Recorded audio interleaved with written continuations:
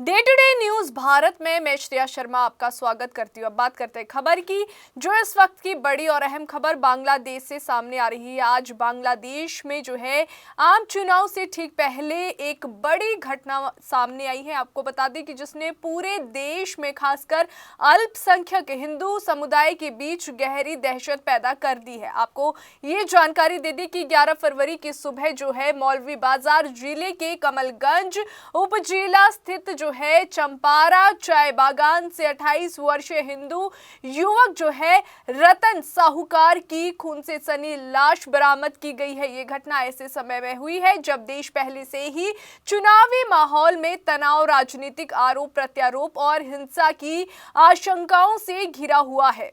वहीं आपको बता दें कि स्थानीय अखबार की रिपोर्ट के अनुसार पुलिस ने जो है पुष्टि की है कि मृतक के हाथ पैर बंधे हुए थे और उसके शरीर पर गंभीर चोटों के निशान पाए गए हैं, जिससे ये आशंका और भी गहरा जाती है कि ये कोई सामान्य हत्या नहीं बल्कि सुनियोजित वारदात हो सकती है। स्थानीय लोगों के अनुसार सुबह करीब 10 बजे चाय बागान के कुछ मजदूरों और ग्रामीणों ने बागान के एक हिस्से में रतन की लाश पड़ी देखी।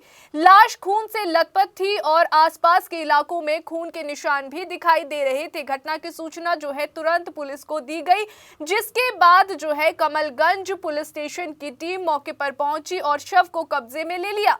कमलगंज पुलिस स्टेशन के प्रभारी अधिकारी अब्दुल अवाल ने मीडिया से बातचीत करते हुए कहा कि मृतक की पहचान रतन साहूकार के रूप में की गई है, जो उसी चाय बागान में काम करता था और इस्लामपुर यूनियन से संबंधित था। पुलिस ने प्रारंभिक जांच के आधार पर बताया कि मृतक के शरीर पर कई जगह गहरे जख्म थे, जिससे स्पष्ट होता है कि उसे बुरी तरह से पीटा गया था।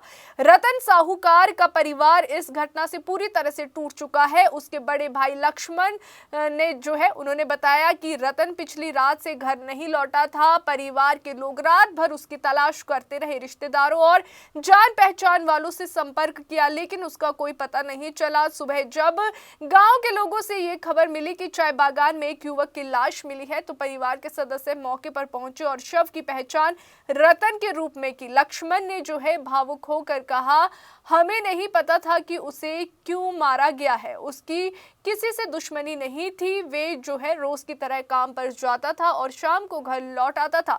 परिवार का कहना है कि उन्हें किसी पर शक नहीं है, लेकिन जिस तरह से हत्या की गई है उससे साफ है कि ये सामान्य विवाद का मामला नहीं लगता। घटना के बाद इलाके में डर और आक्रोश का माहौल है। खासकर अल्पसंख्यक हिंदू समुदाय के बीच आशंका गहराने लगी है कि चुनाव से पहले उन्हें निशाना बनाया जा सकता है। हालांकि अभी तक इस हत्या को चुनावी हिंसा से जोड़ने का कोई ठोस सबूत सामने नहीं आया है, लेकिन समय और परिस्थितियां इस घटना को और अधिक संवेदनशील बना रही है। कुछ स्थानीय लोगों का कहना है कि रतन की हत्या संभवतः कहीं और की गई है और बाद में उसकी लाश को जो है चाय बागान में लाकर फेंक दिया गया है ताकि जांच को गुमराह किया जा सके।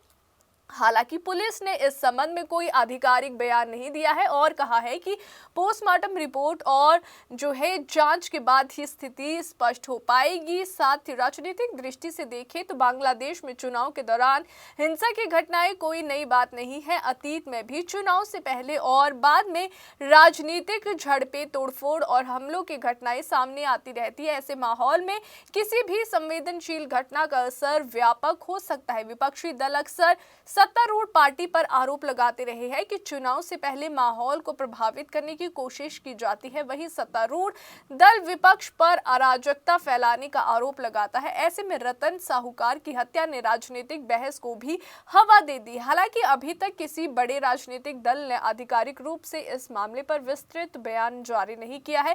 पुलिस ने शव को जो है मौलवी बाजार सदर अस्पताल भेज दिया है, जहां पोस्टमार्टम किया जा रहा है। अधिकारियों का कहना है कि पोस्टमार्टम रिपोर्ट से ये स्पष्ट होगा कि मौत का कारण क्या था, कितने समय पहले हत्या की गई और किस प्रकार के हथियार या वस्तु जो है उसका इस्तेमाल किया गया। पुलिस ने ये भी बताया कि वे आसपास के इलाकों के सीसीटीवी फुटेज की जांच कर रहे हैं और स्थानीय लोगों से पूछताछ की जा रही है। अभी तक किसी भी तरह की गिरफ्तारी नहीं हुई है, लेकिन पुलिस का दावा है कि जांच तेजी से आगे बढ़ रही है और दोषियों को जल्द पकड़ लिया जाएगा। इस घटना ने एक बार फिर बांग्लादेश में अल्पसंख्यकों की सुरक्षा को लेकर सवाल खड़े कर दिए। मानवाधिकार संगठनों का कहना है कि चुनावी समय में अल्पसंख्यक समुदायों की जांच और सुरक्षा अगर है वे सुनिश्चित करना प्रशासन की प्राथमिक जिम्मेदारी है। यदि किसी समुदाय में भय का माहौल बनता है तो इसका सीधा असर कहीं ना कहीं लोकतांत्रिक प्रक्रिया पर जरूर पड़ता है, क्योंकि लोग मतदान से दूर रह सकते हैं या दबाव महसूस कर सकते हैं। हालांकि सरकार का कहना है कि देश में कानून व्यवस्था की स्थिति नियंत्रण में है और सभी नागरिकों की सुरक्षा के लिए पर्याप्त इंतजाम किए गए हैं। रतन साहूकार की हत्या के पीछे असली वजह क्या है, ये अभी जांच का विषय है। ये व्यक्तिगत रंजिश का मामला हो सकता है, आर्थिक विवाद हो सकता है या फिर चुनावी माहौल से जुड़ा कोई पहलू भी सामने आ सकता है। फिलहाल किसी भी निष्कर्ष पर पहुंचना जल्दबाजी होगी, लेकिन ये तय है कि इस घटना ने स्थानीय स्तर पर असुरक्षा की भावना को बढ़ा दिया है। गांव के लोग सहमे हुए हैं और चाहते हैं कि प्रशासन जल्द से जल्द सच्चाई सामने लाए। इस पूरे घटनाक्रम का सबसे दर्दनाक पहलू ये है कि एक युवा मजदूर की जान चली गई और उसका परिवार न्याय की उम्मीद में बैठा है। रतन की मां और भाई बहन अब जो है उसी चाय बागान की ओर देखते हैं जहां से उसका शव मिला था। उसके लिए चुनाव राजनीति और आरोप प्रत्यारोप से ज्यादा महत्वपूर्ण है न्याय और सुरक्षा। वे चाहते हैं कि दोषियों को सख्त से सख्त सजा मिले ताकि भविष्य में किसी और परिवार को इस तरह का दुख ना झेलना पड़े। तो अभी के लिए फिलहाल इतना ही। आपको बता दें कि फील्ड में हमारा कोई भी रिपोर्टर किसी से किसी भी प्रकार का उपहार या विज्ञापन स्वीकार नहीं करता है और ना ही किसी को ब्लैकमेल करता है। हम समाज में दबे कुचले लोगों की आवाज बनते आए हैं और आगे भी बनेंगे। साथ ही हम ऐसी कोई खबर नहीं दिखा रहे जिससे भोली भाली जनता मूर्ख बने। देश और दुनिया की ताजा खबरें जानने के लिए देखते रहिए day to day news Bharat और हमारे चैनल को लाइक, शेयर और सब्सक्राइब करना ना भूलें।